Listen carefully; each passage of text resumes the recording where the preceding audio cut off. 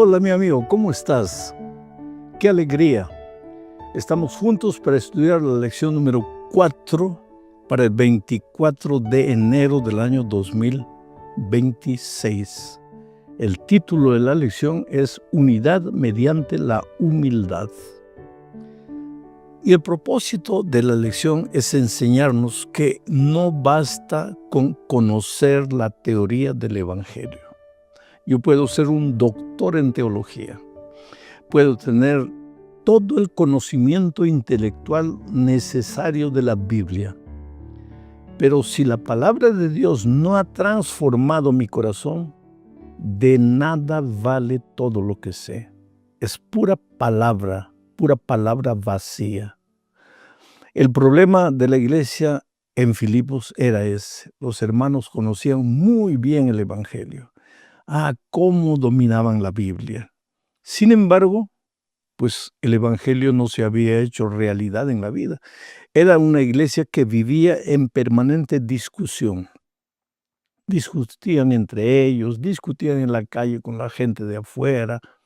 No eran humildes, eran orgullosos. El cristianismo, en lugar de haberlos transformado en mansas palomas, los había transformado en seres orgullosos de su conocimiento teórico. Y Pablo les escribe.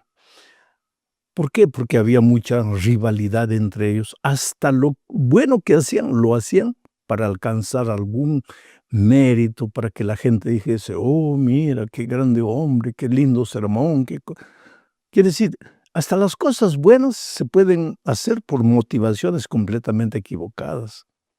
El Evangelio no consiste en vivir solo de apariencia. El Evangelio consiste en transformación. Y entonces vamos a la primera parte de este estudio bajo el subtítulo de Desunión en Filipos. Leo Filipenses capítulo 2, versículos 1 al 3. Dice así: Por tanto, si hay alguna consolación en Cristo, ese por tanto, esa expresión por tanto, no está ahí por estar. Para entender lo que Pablo quiere hablar en el capítulo 2, tienes que entender lo que Pablo habló en el capítulo 1. Después de eso vas a entender, por eso Pablo dice, por tanto, por consiguiente, en conclusión, ya que he dicho todo lo que he dicho en el capítulo 1, ahora, eso quiere decir por tanto, y el texto dice, por tanto, si hay alguna consolación en Cristo, si algún consuelo de amor, si alguna comunión del Espíritu, si algún efecto entrañable, si alguna misericordia, completad mi gozo, sintiendo lo mismo, teniendo el mismo amor, unánimes, sintiendo una misma cosa. Nada hagáis por contienda o por vanagloria, antes bien con humildad, estimando cada uno a los demás como superiores a él mismo. En resumen, ¿qué es lo que Pablo está diciendo en estos versículos?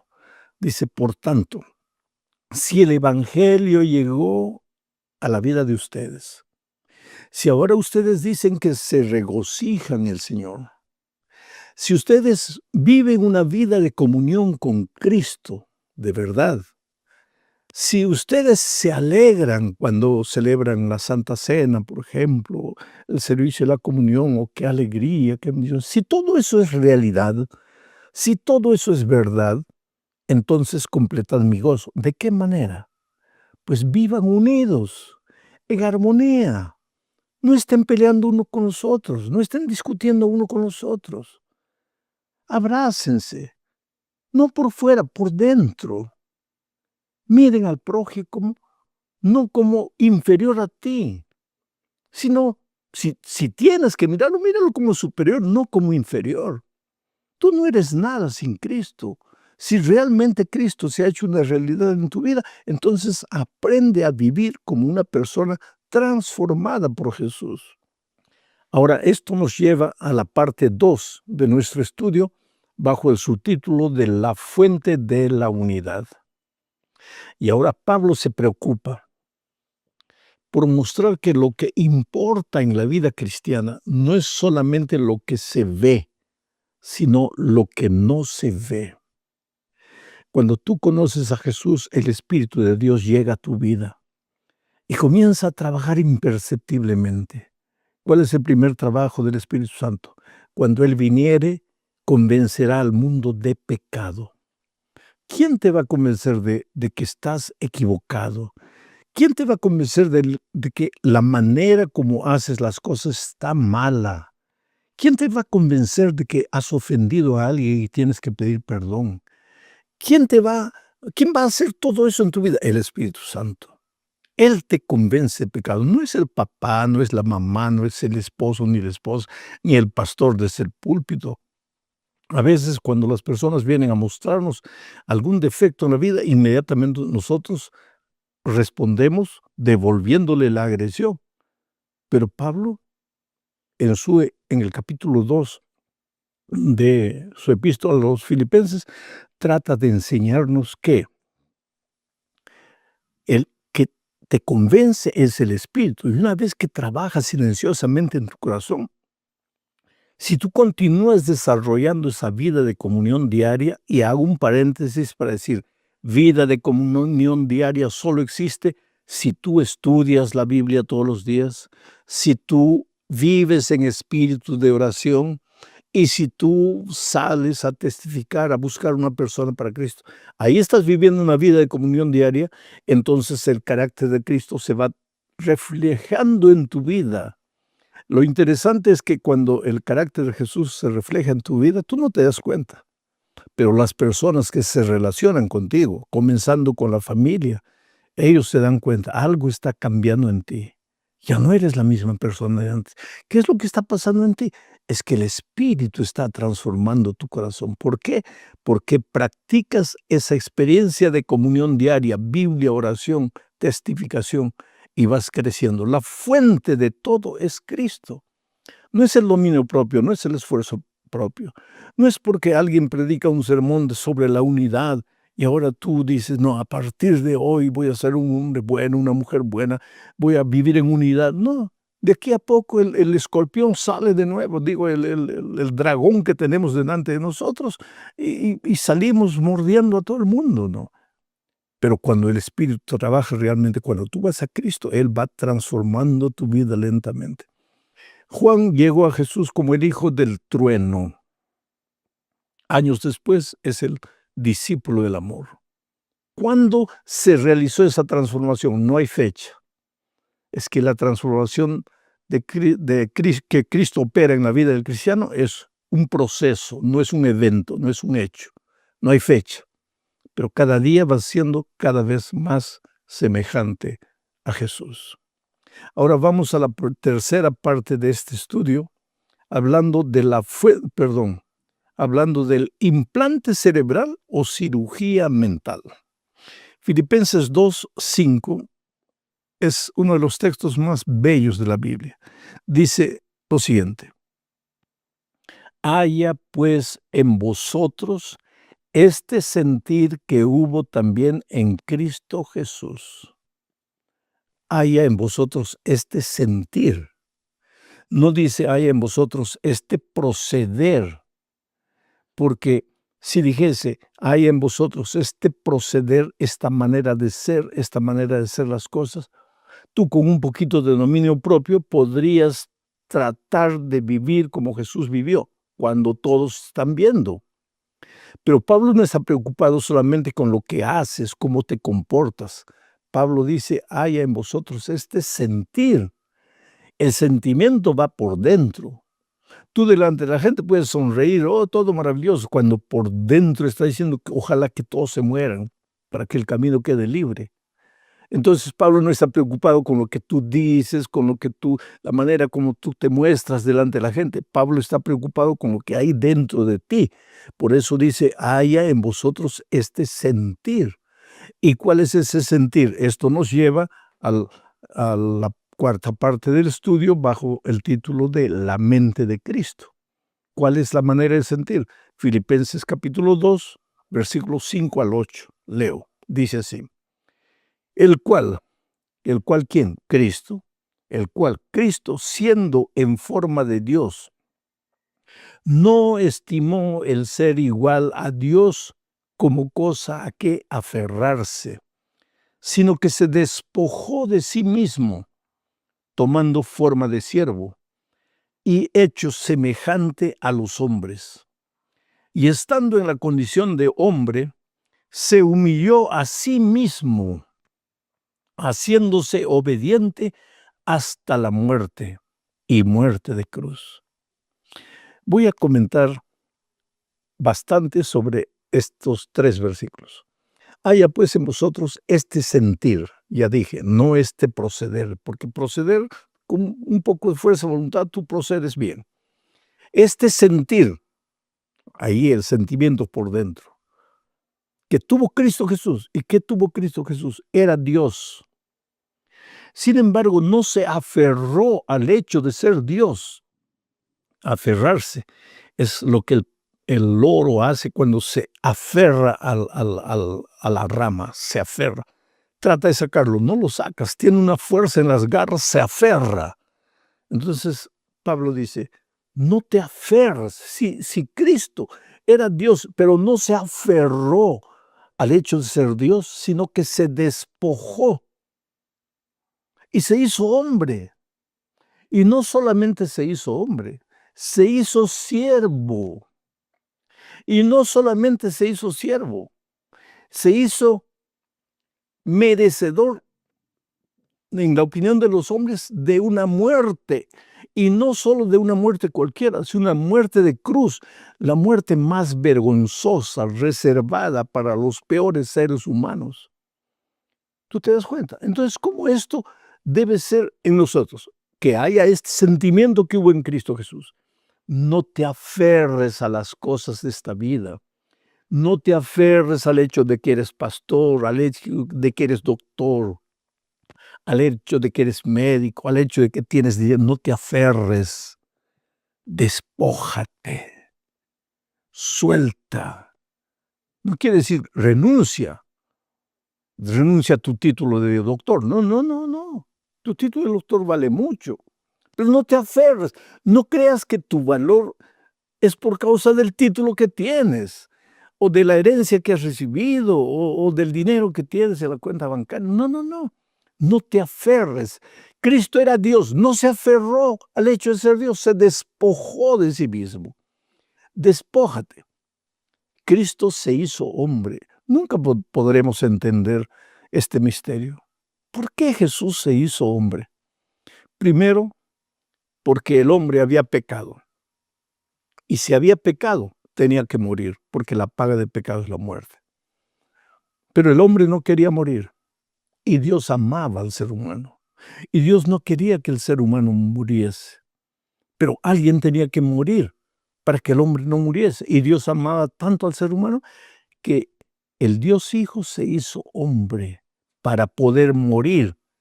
Porque como Dios no podría morir, como hombre podría morir. Y de esa manera podría pagar la muerte que el hombre merecía porque había pecado. Por eso Dios se hizo hombre. Pero fue totalmente sin pecado. ¿Por qué?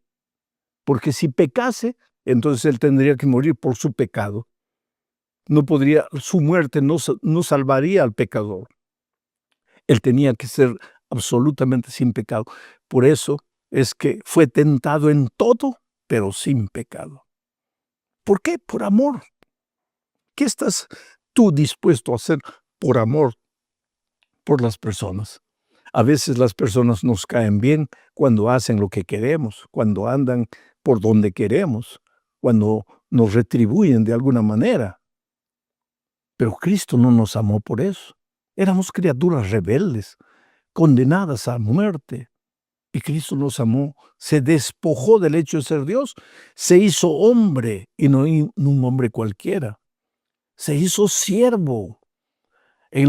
Antes de la Santa Cena, cuando nadie quería lavar los pies de nadie, Cristo se despojó del hecho de ser el maestro, agarró un lavatorio con agua, una toalla, y comenzó a lavar los pies de sus discípulos.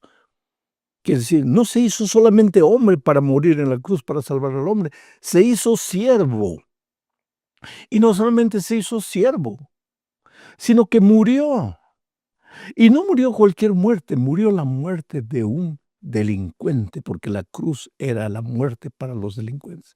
Ahora, por ese hecho, Dios lo levantó, lo enalteció sobre todos los seres vivientes, los de la tierra, los del cielo, sobre todos. Qué pena con nosotros. Queremos lo máximo, pero no queremos despojarnos, porque pensamos que para llegar aquí arriba hay que escalar, hay que escalar. Y si tenemos que sacar a alguien del paso, hay que sacarlo, pero hay que llegar. Ese es el hombre. Cristo no. Cristo se despojó, bajó hasta lo máximo, pero porque llegó al fondo, Dios lo levantó y lo colocó sobre todo nombre. Esa es la manera como Jesús vivió y esa es la manera como Él anhela que nosotros vivamos. Llegamos al fin de este estudio hablando de el misterio de la piedad. Es lo que ya dije. Jamás podremos entender el amor de Cristo. Cómo siendo Dios tuvo que hacerse hombre. Y no se vistió de hombre por 30 años. No. Es hombre, ser humano para toda la eternidad. ¿Quiere decir que perdió su omnipresencia? No, Dios no pierde nada. Jesús, cuando vino a hacerse hombre a esta tierra, Él no dejó de ser Dios. Él fue plenamente Dios y plenamente hombre en esta tierra. Así que como Dios, Él es omnipresente. Aunque está amarrado a un cuerpo humano, Él sigue siendo omnipresente y podría estar en cualquier lugar al mismo tiempo, pero no lo va a hacer por respeto a la humanidad que Él aceptó voluntariamente para toda la eternidad. Por eso Pablo, escribiendo a Timoteo, le dice que el único mediador nuestro es Jesucristo, hombre, por toda la eternidad. Y por eso, esta es mi opinión personal, yo creo que Él tiene un amor especial por nosotros, más que por otros seres del universo. ¿Por qué? Porque Él tomó nuestra forma, Él se acercó, Él corrió el riesgo de vida en esta tierra por amor a ti. A veces, querido, la vida golpea y otras veces nosotros nos golpeamos en la vida. Y llega un momento en que pensamos, no valgo nada, soy malo, no soy nada.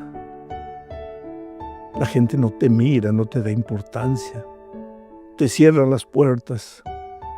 Te preguntas, ¿para qué vine a este mundo? ¿Para qué estoy aquí? Pero tú ignoras el valor que tienes. Tu valor no es por lo que eres o por lo que no eres, es por lo que Dios hizo por ti, por lo que Jesús hizo por ti. No se despojó, no se agarró al hecho de ser Dios, se hizo hombre para acercarse de ti, para entender tus dolores, tus aflicciones, tus lágrimas. Él también lloró, Él también fue despreciado, Él también fue rechazado. Jamás entenderemos ese misterio de la piedad, del amor maravilloso de Jesucristo. No quedes triste, levanta los ojos, levanta la cabeza, vales mucho para Dios. Y si por algún motivo no has sido golpeado por la vida y todo te ha sonreído hasta aquí, no te aferres a las cosas buenas que Dios te ha dado, porque no fueron tus esfuerzos, ni tu trabajo, ni tu sudor lo que te ha dado. Es Dios el que te ha dado. No te aferres a eso. No creas que por eso vales mucho. Tú vales mucho solo porque Dios te ama y solo porque Jesús murió por ti en la cruz del Calvario.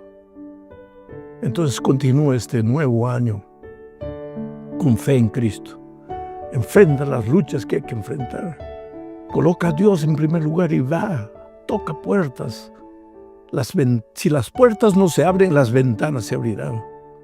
Y si las ventanas no se abren, se abrirá el techo. Pero el sol va a brillar en tu vida. porque Dios te ha prometido que aunque andes por el valle de sombra y de muerte, no tendrás temor, y Él finalmente te llevará a los pastos verdes y a las aguas tranquilas. Un abrazo, que Dios te bendiga ricamente. Muchas bendiciones. Chao. Hola, mi amigo querido, qué alegría. Ya estamos en la tercera lección de este año. Las epístolas de Pablo a los filipenses y a los colosenses son extraordinarias. Vamos a la lección número 3 para el 17 de enero del año 2026. Título de la lección: Vida y muerte. Y el propósito de esta lección es mostrar que mientras vivamos en esta tierra, infelizmente, pues el dolor, la tristeza, la aflicción es casi como una ley de la vida. Nada de eso existía antes de la entrada del pecado al mundo. Pero cuando el pecado entró, trajo el dolor, la muerte, la enfermedad y consecuentemente las aflicciones, las tristezas del ser humano. Entonces el propósito de la lección es mostrar que lo que importa no son las dificultades que vamos a encontrar en el camino. Lo que realmente importa es cómo vamos a reaccionar delante de esos problemas y dificultades que la vida presenta. Entonces vamos a la primera parte bajo el subtítulo de Cristo será glorificado. Y aquí veremos que lo que importa en la vida es lo que Cristo desea de mí y no lo que yo quiero, porque Dios me ama.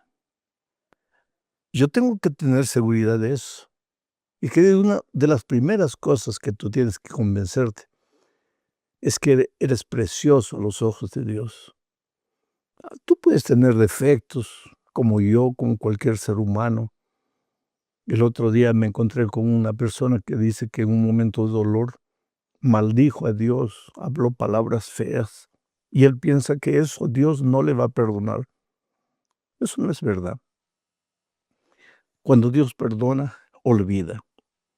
Así que no importa si estuviste lejos de Dios, no importa lo que hiciste, lo que dijiste, todo eso ya pasó. Dios te ama, eres precioso a los ojos de Dios. Y si Dios te ama, pues quiere lo mejor, de lo mejor para ti. El problema es que vivimos en un mundo de dolor. Y el dolor va a tocar nuestra vida más tarde o más temprano. Estés bien con Dios o no, el dolor te va a tocar, porque para que el dolor no tocase tu vida tendrías que vivir en otro mundo, no en este planeta de pecado. No de tu pecado, de pecado. El pecado entró y el pecado tiene su historia. Va a llegar al fin, pero hasta ese día muchas veces vamos a enfrentar el dolor. Pero lo que realmente importa es cómo tú enfrentas las dificultades.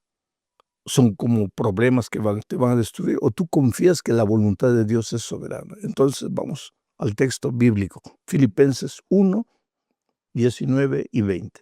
Voy a leer el texto reflexionando en algunas partes. Dice así: porque sé que por vuestra oración y la suministración del Espíritu de Jesucristo, esto resultará en mi liberación. Voy a parar ahí. Piensa en las palabras de Pablo. Él escribe a los filipenses y les dice: yo creo que por la oración de ustedes y por la suministración del Espíritu Santo, esto resultará en mi liberación. Cuando Pablo escribió esto, estaba preso.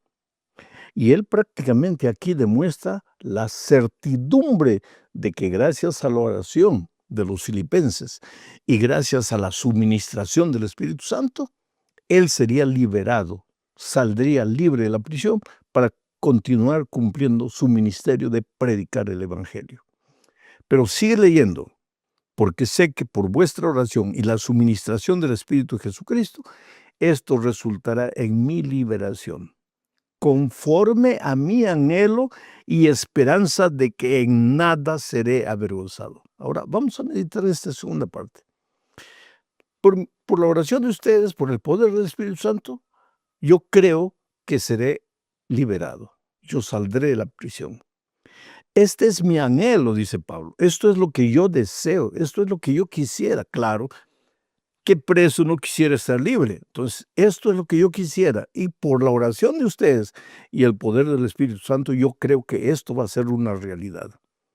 Pero sigue diciendo, pero tengo la esperanza de que en nada seré avergonzado. En nada.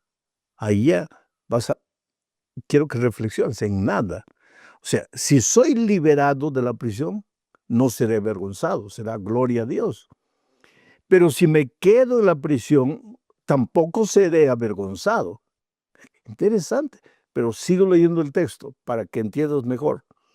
Antes bien, con toda confianza, como siempre, ahora también será Cristo magnificado en mi cuerpo, o por vida o por muerte. Un resumen. Pablo les dice a los filipenses, hermanos, oren por mí, estoy preso, y yo sé que por la oración de ustedes y el poder del Espíritu Santo, yo voy a ser liberado. Esto es lo que yo deseo. Pero finalmente yo tengo la esperanza de que no seré avergonzado. Si me quedo o si salgo, no seré avergonzado. Y termina diciendo, Cristo será magnificado en todo en mi cuerpo, o por vida o por muerte. En resumen, lo que él está diciendo es, si las cosas salen como yo quiero, gloria a Dios. Pero si las cosas no salen como yo quiero, gloria también a Dios. En todo Cristo será magnificado. El problema es que nosotros somos seres humanos. Claro que Pablo también lo era, pero él cultivaba una experiencia personal de comunión con Cristo y llegó a este punto. Nosotros también podemos, pero como estamos todavía en proceso de crecimiento, a veces somos egoístas en nuestros pedidos. Señor, quiero salir de la prisión, tú eres grande, tú eres poderoso. Hermanos, oren por mí, quiero salir de esta situación, de esta enfermedad, quiero pasar por esta dificultad. Y queremos que las cosas sean como nosotros queremos. Y si no son así, pensamos que Dios no ha respondido nuestra oración. Pero Pablo actúa de manera diferente. Él dice, yo quiero ser libre. Yo sé que por la oración de ustedes yo puedo ser libre. Pero ¿y si no soy? Quiero que Cristo sea glorificado. O con mi prisión o con mi liberación, pero que Cristo sea glorificado. Bueno, ahora vamos a la segunda parte de este estudio bajo el subtítulo de Morir es ganancia. Y aquí veremos que en esta tierra sufrimos por el gran conflicto. Muchas veces, delante de eso, es mejor descansar en Cristo. Y te explico. Lo que el diablo más quiere es hacerte sufrir. ¿Sabes para qué? Para que maldigas a Dios. Entonces, cuando tú maldices a Dios en la hora del dolor, y aunque no lo maldigas, cuando tú dices, Dios me ha abandonado, yo no sé para qué oro tanto, yo no sé para qué, si Dios no me responde, cuando tú piensas así, el diablo se ríe. El diablo da una carcajada y dice, porque él mira a Cristo y dice, ¿estás viendo? Tu hija, tú confías en él, mira lo que... Él no cree en ti. Entonces, ¿por qué el diablo te hace sufrir? Ya lo he dicho muchas veces. El diablo no tiene nada contra ti. ¿Qué le has hecho tú al diablo? Pero como el diablo no puede derrotar a Jesucristo, se las agarra contigo para hacerte sufrir, para que maldigas a Dios y entonces que Él piense que ha ganado. Entonces vamos a leer Filipenses 1, el versículo 21 y 22. Con esto que dije en mente, leamos. Porque para mí el vivir es Cristo y el morir es ganancia. Mas si el vivir en la carne resulta para mí en beneficio de la obra, no sé entonces qué escoger. Vamos a ver el raciocinio de Pablo. Él dice así, para mí el vivir es Cristo. Yo vivo para Cristo, yo vivo para predicar su evangelio, para cumplir la misión. Pero si muero, eso es ganancia. ¿Y por qué? Porque dejo de sufrir. Paro de sufrir, descanso en Cristo hasta la mañana gloriosa de la resurrección. Pero dice, mas si vivir en la carne para mí resulta en beneficio para la obra de Dios, entonces yo no sé qué hacer. Es que Pablo ve dos caminos. El camino más fácil sería descansar en Cristo hasta la mañana de la resurrección y parar de sufrir. Por eso es que yo digo a veces, ¿por qué nos agarramos tanto de la vida? Si tienes hijos pequeños, vive con prudencia, con sabiduría, con sensatez, porque tienes que cuidar de tus hijos. Pero vamos a pensar en mi caso, a estas alturas de la vida. ¿Para qué quiero continuar viviendo más? Entonces, si viene el dolor, viene el sufrimiento, pues que Dios me deja descansar hasta la mañana de la resurrección. Pero Pablo dice, sí, yo también quisiera, pero, dice él, si estar vivo es para el bien de la obra, pues ahí ya me quedo indeciso, dice él, porque egoístamente, humanamente, preferiría descansar. Pero si es para que la obra continúe progresando, entonces yo me quedo indeciso, porque el continuar sirviendo a Dios implica dolor, sufrimiento, las dificultades propias de esta vida. Pero ¿qué nivel de espiritualidad había alcanzado Pablo en su comunión diaria con Jesucristo? Ahora, tú también puedes hacer eso si cada día estudias la palabra de Dios, buscas al Señor en oración, buscas a otra persona para evangelizarla. Estarás creciendo en Cristo y delante del dolor no te vas a desesperar, creer que ya no hay solución, que está todo perdido, porque para los que creen en Jesús nada está perdido. Vamos a la tercera parte del estudio. Tener confianza. Sabes, lo que Dios permite en tu vida es lo mejor, aunque no lo entiendas, es lo mejor. Vamos a leer Filipenses 1, 23 y 24. Dice así, porque de ambas cosas estoy puesto en estrecho, teniendo deseo de partir y estar con Cristo, lo cual es muchísimo mejor, pero quedar en la carne es más necesario por causa de vosotros. El dilema que vimos en la parte anterior vuelve a repetirse aquí. Solo que aquí a veces este texto le crea confusión a algunos, porque dice así, porque de ambas cosas estoy puesto en estrecho, teniendo deseo de partir y estar con Cristo. Cuando Pablo dice teniendo deseo de partir, quiere decir teniendo deseo de descansar, de dormir en Cristo. Teniendo el deseo de partir y estar con Cristo. Entonces, como Pablo dice, tengo el deseo de morir y estar con Cristo, muchos usan este texto para decir, estás viendo, cuando la persona muere, si fue buena, se va a Dios. Pero Pablo no está diciendo eso.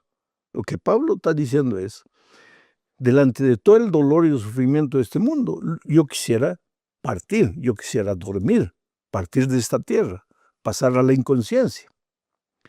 Y voy a estar con Cristo, pero como Él ya ha dicho en otras oportunidades, no va a estar con Cristo inmediatamente, va a estar con Cristo cuando el Señor Jesucristo vuelva. Él ya lo ha explicado, pero este no es el tema de hoy, solo para referencia. Cuando la persona muere, descansa, y cuando Cristo vuelve, resucita y estará con Cristo por toda la eternidad. Entonces el dilema de Pablo una vez más es, yo quisiera partir, descansar, y cuando Cristo vuelve a estar con Cristo, pero cuando los veo a ustedes y veo que puedo ayudarlos a crecer espiritualmente con mi predicación, con mi enseñanza, entonces ya no sé qué hacer, estoy indeciso. Qué linda indecisión. Vivir, pero no para pasear, para disfrutar de la vida, sino para servir a la iglesia, para ayudar a los hermanos a crecer espiritualmente. Vamos a la cuarta parte de este estudio bajo el subtítulo de Permanezcan unidos. El tema de la unidad es clave en la epístola a los Filipenses. Inclusive la próxima lección, la próxima semana, el tema es la unidad en Cristo. Pero vamos a leer lo que dice Filipenses 1:27. Solamente que os comportéis como es digno del Evangelio de Cristo. Ahora, ¿cómo es comportarse como es digno del Evangelio de Cristo? Eso tiene que ver con ropa, tiene que ver con música, tiene que ver con comida, tiene que ver ¿con qué? Yo creo que todas estas cosas son importantes en la vida de un cristiano. El cristiano que ama al Señor Jesús tiene que tener un cuerpo, templo del Espíritu Santo, que sirva a Dios. Entonces tiene que alimentarse de manera sana. Tiene que vestir este cuerpo como si fuera el cuerpo de Cristo. Tiene que divertirse de manera sana, que él se edifique espiritualmente. Todo eso es normal. El cristiano debe ser ordenado en todo lo que hace. Pero mi pregunta es, dice Pablo, solamente que os comportéis como es digno del Evangelio. ¿Qué cosa es comportarse como es digno del Evangelio? Él explica, dice, para que sea que yo vaya a veros o que esté ausente, oiga de vosotros que estáis firmes en un mismo espíritu, combatiendo unánimes por la fe del Evangelio. Para Pablo, en este texto, vivir como es digno del Evangelio es, en la iglesia, los hermanos, permanecer unidos. ¿Unidos para qué? Para enfrentar al enemigo. Unidos para combatir al enemigo. Pablo no quiere ver una iglesia combatiendo a los hermanos entre sí. Quiere verlos combatiendo contra el pecado, pero juntos, unidos, en un mismo sentimiento.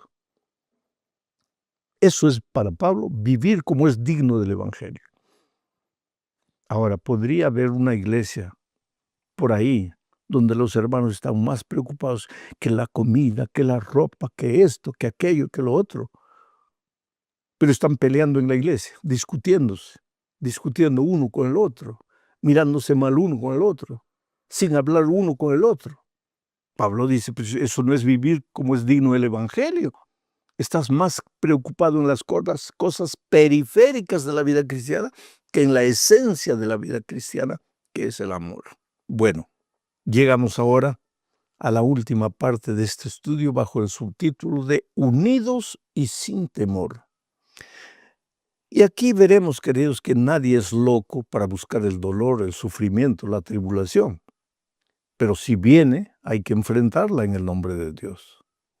Vuelvo a repetir, nadie es loco para buscar el dolor, la muerte. Mira, existen los famosos deportes radicales. Y yo veo a muchas personas que no sé qué tienen en el corazón. Quiero practicar un deporte radical. Todo deporte radical implica peligro. Y si eres un hombre joven que te gustan los deportes radicales, pero tienes una esposa, tienes niños, ¿por qué vas a colocar en riesgo tu vida? ¿Para qué vas a buscar la tribulación? ¿Para qué vas a buscar el dolor? Sé prudente, sé sensato. Pero pastor, yo soy atlético, me gusta. Pues que no se puede vivir en esta vida llevado por los gustos. ¿Para qué está la sabiduría, la prudencia, la sensatez? Entonces, vamos a leer Filipenses 1, 28 al 30 para ver lo que Pablo dice con relación al dolor y a la tribulación que llegan.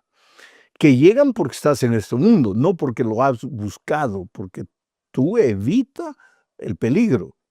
¿Para qué te vas a subir una montaña solo para batir el récord de que llegaste a la punta ahí a 6,000, 7,000 metros y te congelas y mueres y dejas la... No busques el dolor. Sé sensato. Pero ahora mira lo que dice Pablo con relación al dolor. Filipenses 1, 28 al 30 dice así. Y en nada intimidados por los que se oponen. En la propia iglesia de Filipos había oposición contra los hermanos de la iglesia. Y en nada intimidados por los que se oponen, que para ellos ciertamente es indicio de perdición por su terquedad espiritual, por su ataque, por su veneno que sueltan contra los cristianos. Eso ya ellos están en el camino de la perdición. Sigo leyendo. Mas para vosotros que recibís toda esa oposición, es sinónimo de salvación. Y esto viene de Dios. Porque a vosotros os es concedido a causa de Cristo no solo que creáis en Él, sino también que padezcáis por Él, teniendo el mismo conflicto que habéis visto en mí y ahora oís que hay en mí. En resumen, ¿tú crees que Pablo buscó ser preso? No. ¿Y por qué no? Porque él sabía que tenía la responsabilidad de predicar el evangelio. Entonces, ¿para qué iba a hacer tonterías para ir preso? Tenía un comportamiento coherente y sin embargo fue preso. Fue inevitable porque en este mundo hay dolor. Ahora, él les escribe a los filipenses y les dice, mientras viváis en este mundo, vas a encontrar contradicción, gente que te va a atacar, se va a reír de tu fe, se va a burlar de ti. No te preocupes, déjalos. Ellos están en el camino de la perdición. El dolor y el sufrimiento trae salvación para ti, porque es a través del dolor que vas creciendo. Y quiero que sepas que cuando aceptaste el evangelio, dice, no es solo para decir, oh Señor Jesús, gloria a Dios, no. Cuando aceptaste el evangelio, aceptaste también caminar en la contramano de la vida. Va a haber contradicción, gente que te va a criticar, que te va a juzgar, que te va a atacar. Pero no tengas miedo. Mírame a mí. Yo no busqué el dolor y estoy preso. Entonces ustedes también. Cuando el dolor venga, no porque lo busquen, porque no busques el dolor. Huye del dolor. Pero si llega, no te desesperes, no te asustes. Dios está contigo. Qué lindos consejos prácticos del apóstol San Pablo. Levanta la cabeza, querido. El año está comenzando. La derrota no es nada definitivo para los que creen en Dios. Hay derrotas, sí, porque a veces Dios permite que fallemos, fracasemos, para reflexionar y ver dónde fallamos.